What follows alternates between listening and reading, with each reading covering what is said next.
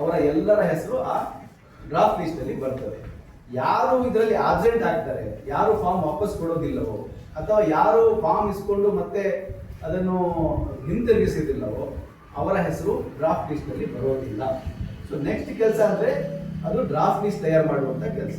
ಈಗ draft list ready ಆದ ನಂತರ ಬಹಳಷ್ಟು ಜನರ ಹೆಸರುಗಳಲ್ಲಿ ವ್ಯತ್ಯಾಸ ಬರ್ತದೆ. 2002ರಲ್ಲಿ ಒಂದು ಹೆಸರಿತ್ತು, 2025-26ರಲ್ಲಿ ಒಂದು ಹೆಸರು ಬೇರೆ ಇದೆ, ಅಥವಾ ಅಲ್ಲಿ ತಂದೆಯ ಹೆಸರು ಒಂದು ಬೇರೆ ಇತ್ತು, ಈಗ ಬೇರೆ ಇದೆ, ವಿಳಾಸ ಅಲ್ಲಿ ಬೇರೆ ಇತ್ತು, ಈಗ ಬೇರೆ ಇದೆ. ಈ ರೀತಿಯ ಸಮಸ್ಯೆಗಳು ಯಾರ್ಯಾರ ಹತ್ರ ಬರ್ತದೆ ಅದನ್ನು ERO ಅಂತ ಏನಿರ್ತಾರೆ ಅವರು ಗುರುತಿಸಿ ಅಂಥವರಿಗೆ ನೋಟಿಸ್ ಕಳಿಸುವಂತ ಕೆಲಸ ಮಾಡ್ತಾರೆ.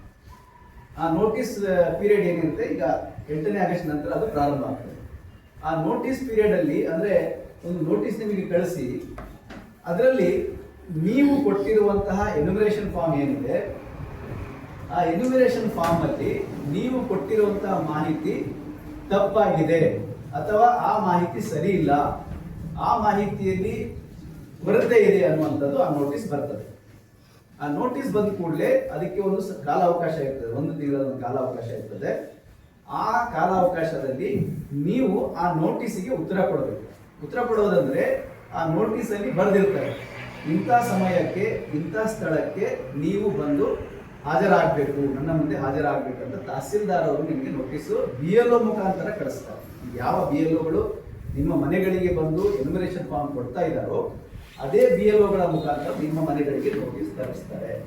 ಆ ನೋಟಿಸ್ ಅನ್ನು ಪಡೆದ ಕೂಡಲೇ ನೀವೇನ್ ಮಾಡಬೇಕು, ಚುನಾವಣಾ ಆಯೋಗ 11 ದಾಖಲೆಗಳು ಹೇಳಿದೆ, ಅದ್ರ ಬಗ್ಗೆ ನಾನು ಮುಂದೆ ಹೇಳ್ತೇನೆ.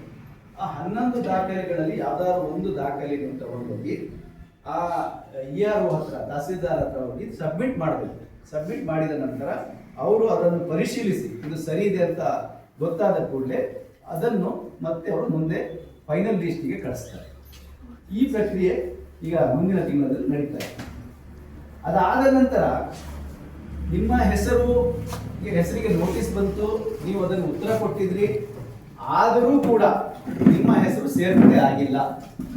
ಈ ಫೈನಲ್ ಲಿಸ್ಟ್ ಏನಿರುತ್ತೆ ಅದರಲ್ಲಿ ನಿಮ್ಮ ಹೆಸರು ಸೇರ್ಪಡೆ ಆಗಿಲ್ಲ ಅಂದ್ರೆ ಆವಾಗ ನಿಮಗೆ ಅವಕಾಶ ಇರ್ತದೆ, ನೀವು ಅದರ ಬಗ್ಗೆ ಅಬ್ಜೆಕ್ಷನ್ ಎತ್ಬೋದು. ನೀವು ಫಸ್ಟ್ ತಹಸೀಲ್ದಾರ್ ಹತ್ರ, ಅದೇ ನಂತರ DC ಅವ್ರ ಹತ್ರ